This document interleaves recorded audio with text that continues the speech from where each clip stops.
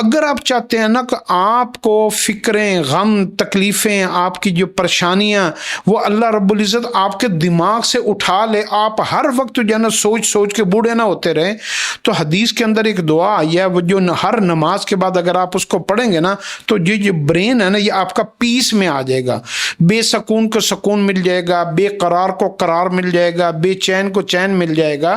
وہ دعا ہے، پہلے سادہ سا لفظ پڑھنا ہے، بسم اللہ الرحمن الرحیم، بسم اللہ الرحمن الرحیم، اللہم اذہب عنا الہم والحزن، اللہم اذہب عنا الہم والحزن،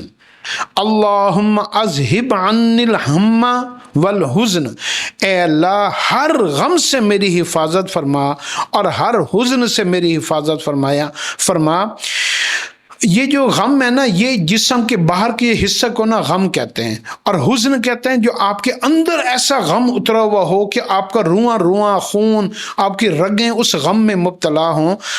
جو آپ کی سوچوں کی، فکروں کی جو دونوں کیفیات ہیں نا، دونوں کیفیات سے اللہ رب العزت نے مسلمان کو پناہ دی ہے اگر آپ صلی اللہ علیہ وسلم کی بتائی ہوئی اس دعا کو ہر نماز کے بعد مانگ لیا جائے۔